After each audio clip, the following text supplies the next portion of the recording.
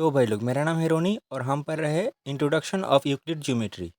तो यूक्लिड से तो इंट्रोडक्शन हमारा पहले वीडियो में ही हो गया है।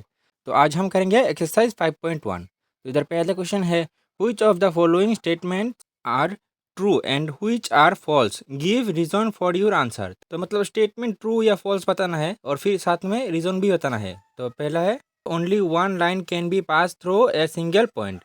तो पहले तो हम एक सिंगल पॉइंट लेते हैं, जैसे कि ये वाला पॉइंट। तो इससे पास होने वाले सिर्फ एक ही स्ट्रेट लाइन बना सकते हैं? नहीं, हम ये भी स्ट्रेट लाइन बना सकते हैं, ये भी स्ट्रेट लाइन बना सकते हैं, ये भी स्ट्रेट लाइन बना सकते हैं। तो इस तरीके से हम इन्फिनिटली बना सकते हैं। तो लिख देंगे false, since through a single point infinitely number of line can be pass. वैसे ही है, infinite number of line pass through two distinct point. तो पहले तो टू डिस्टिंक्ट पॉइंट, तो मतलब दो अलग अलग पॉइंट, ये वाला और ये वाला लेते हैं। फिर इसमें बताया गया है कि इन दोनों पॉइंट से पास करते हुए हम इन्फिनिटली लाइन बना सकते हैं। अब देखो, ये आप इन दोनों पॉइंट को जोड़ते हुए ये वाला स्ट्रेट लाइन बना दो। फिर आप कोई भी स्ट्रेट लाइन बनाओ, जैसे कि ये वाला स्ट्रेट लाइन, ये वाला स्ट्रेट लाइन, कोई सा भी स्ट्रेट लाइन बनाओ। वो वाला स्ट्रेट लाइन एक पॉइंट के ऊपर से तो पास करेगा, लेकिन दोनों पॉइंट के ऊपर से पास करने वाला स्ट्रेट लाइन आपको नहीं मिलेगा। तो लिख देंगे false, since through two distinct point only one line can pass. वैसे ही है, a terminated line can be produced indefinitely on both side. तो देखो, टर्मिनेटिंग लाइन जो कि ये है, इसको हम इधर से भी इन्फिनिटली तक बढ़ा सकते हैं और इधर से भी इन्फिनिटी तक बढ़ा सकते हैं। तो फिर लिख देंगे true, since it can be produced infinitely on both side.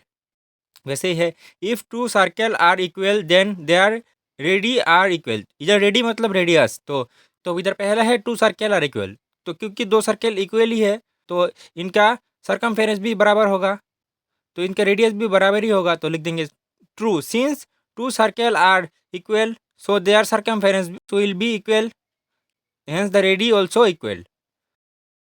और उसके बाद इन द फॉलोइंग फिगर्स। तो इधर पहला फिगर है A to B, A B straight line, फिर पी क्यू स्ट्रेट लाइन और एक्स वाई स्ट्रेट लाइन। इधर बताया गया है कि if A B straight line equal to P Q straight line and P Q straight line equal to X Y straight line, then A B straight line equal to X Y straight line. तो ये तो सच ही होगा, क्योंकि A B P Q के बराबर है और P Q x Y के बराबर है। तो ये तीनों आपस में बराबर ही है। लेकिन इसको आप ऐसे भी सोच सकते हो, जैसे कि ए बी तुम्हारा नाम है, फिर पी क्यू तुम्हारे दोस्त का नाम है और एक्स वाई तुम्हारे दोस्त का नाम है, ठीक है। तो ऐसा है कि तुम और तुम्हारा पी क्यू दोस्त सेम एज के हो, जैसे कि 10 साल के। और फिर इधर है कि तुम्हारा पी क्यू दोस्त और एक्स वाई दोस्त के भी सेम एज के है। तो मतलब वो दोनों भी 10 साल के ही हो गए, क्योंकि पी क्यू का एज 10 साल ही है। तो सब लोग 10 साल के ही हो गए, तो इसीलिए।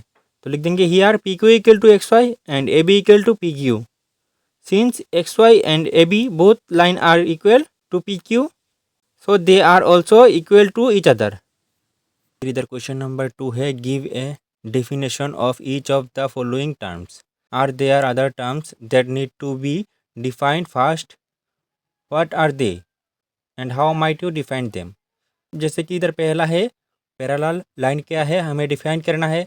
फिर डिफाइन करने के लिए हमें पहले क्या क्या टर्म्स के बारे में पता होना चाहिए, ये भी बोलना पड़ेगा। जैसे कि इधर देखो, डेफिनेशन ऑफ पैरेलल लाइन क्या होगा, the lines which are never intersect each other. तो मतलब ऐसा दो लाइन जो कभी भी इंटरसेक्ट मतलब एक दूसरे के ऊपर नहीं गुजरेगा। जैसे कि देखो ये दोनों लाइन, लेकिन देखो अगर मैं ये दोनों लाइन लूँ, अभी देखो ये दोनों लाइन एक दूसरे को इंटरसेक्ट नहीं कर रहा है, लेकिन इसको थोड़ा एक्सटेंड करूँ और इसको थोड़ा एक्सटेंड करूँ, तो फिर देखो ये दोनों लाइन इंटरसेक्ट कर रहा है। तो फिर ये दोनों पैरेलल लाइन कभी नहीं होगा।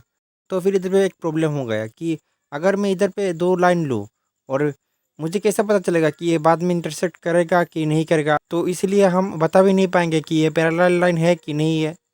तो इसीलिए इसके साथ साथ कुछ और भी जोड़ा गया है, क्या, that is the perpendicular distance between two lines is always same. मतलब इन दोनों लाइन के बीच में डिस्टेंस अगर हमेशा सेम रहे, जैसे कि इधर पे सेम इधर पे भी सेम रहे, तो फिर ये दोनों पैरेलल लाइन है, जो कि ये दोनों पैरेलल लाइन है।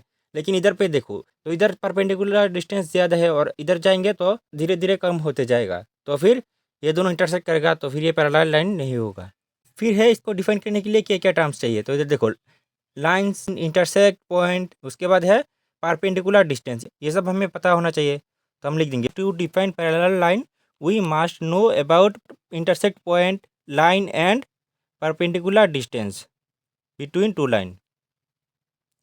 वैसे ही है परपेंडिकुलर लाइन, तो लिख देंगे if two lines intersect each other at 90 degree then this are called perpendicular line. मतलब क्या है देखो, ऐसा दो लाइन जो कि इंटरसेक्ट कर रहा है लेकिन 90 डिग्री पे इंटरसेक्ट कर रहा है, तो फिर ये दोनों लाइन परपेंडिकुलर लाइन होगा। जैसे कि ये दोनों लाइन परपेंडिकुलर लाइन हो गया, लेकिन ये दोनों लाइन लो जो कि इसके बीच का एंगल जो कि 90 डिग्री नहीं है, तो फिर ये दोनों परपेंडिकुलर लाइन नहीं होगा।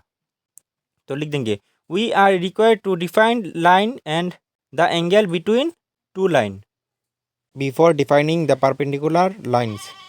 वैसे ही है line segment. A line segment is a part of a straight line that is bounded by two distinct end point.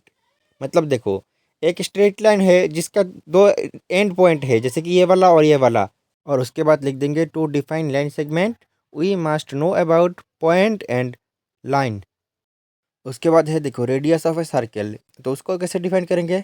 It is a distance between the centre of a circle to any point lying on the circle. मतलब circle के ऊपर कोई भी point ले लो और उससे circle का जो सेंटर है उसका डिस्टेंस है रेडियस।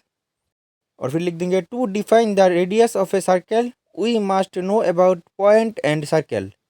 तो हमें पॉइंट क्या है यह जानना पड़ेगा, फिर सर्कल क्या है यह जानना पड़ेगा, फिर हम डिफाइन कर सकते हैं रेडियस ऑफ ए सर्कल। फिर है स्क्वायर, तो स्क्वायर को कैसे डिफाइन करेंगे? A square is a quadrilateral having all side of equal length and all angles are same measure that is 90 degree. Quadrilateral मतलब जिसका चार साइड है, जैसे कि ये क्वाड्रिलेटरल हो गया और इसका चारों साइड अगर इक्वल है और फिर उसका चारों एंगल का मेजर 90 डिग्री होना चाहिए, जो कि इधर है, तो फिर ये एक स्क्वायर है। फिर लिख देंगे to define square we must know about quadrilateral side and angles. तो हमें क्वाड्रिलेटरल क्या है इसके बारे में पता होना चाहिए, साइड के बारे में पता होना चाहिए और फिर एंगल्स के बारे में भी पता होना चाहिए। और उसके बाद आ जाता है हमारा question number 3, consider the two postulates given below. तो इधर पहला पोस्टुलेट है given any two distinct point A and B there exist a third point C which is between A and B. मतलब ए एंड बी दो distinct point है और फिर एक पॉइंट सी है जो कि ए और बी की बिटवीन में है, मतलब ए और बी के बीच में है। और फिर दूसरा है there exist at least 3 point that are not on the same line. मतलब दो पॉइंट ए और बी लेते हैं और उसका लाइन बनाते हैं और फिर सी ऐसा एक पॉइंट है जो कि इस लाइन में नहीं है, मतलब ये थर्ड पॉइंट है जो कि इस लाइन में नहीं है। तो फिर इधर दो पोस्टुलेट दिया हुआ है। फिर हमका क्वेश्चन क्या पूछा गया है, do this postulate contain any undefined terms. अब देखो अनडिफाइंड टर्म्स मतलब लाइन एंगल्स, क्योंकि ये सब पोस्टुलेट्स के लिए इन सब को डिफाइन करना पड़ेगा, तो फिर ये है अनडिफाइंड टर्म्स। तो लिख देंगे there are various undefined terms in the given postulate. और उसके बाद पूछा गया है आर दिस पोस्टुलेट कंसिस्टेंट। तो देखो ये दोनों पोस्टुलेट कंसिस्टेंट तो है क्योंकि ये दोनों अलग अलग सिचुएशन के बारे में बात कर रहा है। तो लिख देंगे the given postulate are consistent because they refer to different situations. उसके बाद पूछा गया है do they follow from Euclid postulate explain. तो ये तो यूक्लिड के पोस्टुलेट्स में नहीं है, तो लिख देंगे this postulates do not follow from Euclid postulate. तो अब देखो ये सब यूक्लिड के पोस्टुलेट से तो नहीं आया, ये आया है यूक्लिड के एक एग्जाम से। तो लिख देंगे दे फॉलो फ्रॉम एग्जाम, और वो एग्जाम क्या है, given two distinct point there exist a unique line that passes through them. तो इधर पे देखो हमने इस दोनों पोस्टुलेट में दो अलग अलग पॉइंट लिया और उसको जोड़ा, फिर एक में कंडीशन ये था कि सी पॉइंट इन बिटवीन में है और एक में था सी पॉइंट इस लाइन में नहीं है। उसके बाद है question number 4, if a point C lie between two point A and B such that A C equal to B C then prove that A C equal to half of A B explain by drawing the figure. तो पहले तो हम figure draw कर लेते हैं, जैसे कि इधर है if a point C lies between two point A and B. तो A and B two point और इसके बिटवीन में लाई कर रहा है सी, और फिर बोला गया है A C equal to B सी, मतलब ये और ये बराबर है। और हमें प्रूफ करने के लिए बोला है A C equal to half of A B. तो ए सी इस पूरे वाले लाइन का हाफ है, यही प्रूफ करना है। तो लिख देंगे it is given that A C equal to B C. अब देखो इसके दोनों साइड में ए सी ऐड कर दे, लिख देंगे adding A C in both side we get. तो ये तो इधर तो पहले से ही ए सी है, तो इसके साथ ए सी, तो A C plus A C is equal to B C के साथ ए सी ऐड करना है, बी सी प्लस ए सी। फिर देखो ए सी प्लस ए सी मिल के 2AC हो जाएगा। उसके बाद equal to B C plus A C, इसको लिख देंगे कि यह है इक्वेशन नंबर 1। और फिर लिख देंगे here A C and B C are the only 2 part of A B. अब देखो ये जो पूरा ए बी लाइन है इसका 2 पार्ट ही है, ए सी और बी सी। तो फिर इससे लिख सकते हैं therefore A B equal to A C plus B C, क्योंकि ए सी और बी सी मिल के ही ए बी है। उसके बाद लिख देंगे so from equation 1 we get, और फिर इक्वेशन 1 क्या था, 2AC equal to A C plus B C. अब देखो ए सी प्लस बी सी के बदले हम इस इक्वेशन से लिख सकते हैं ये है ए बी। अब 2 को इधर ले जाएंगे तो ये डिवाइड में आएगा, तो A C equal to 1/2 AB। तो ये हमारा प्रूव हो गया।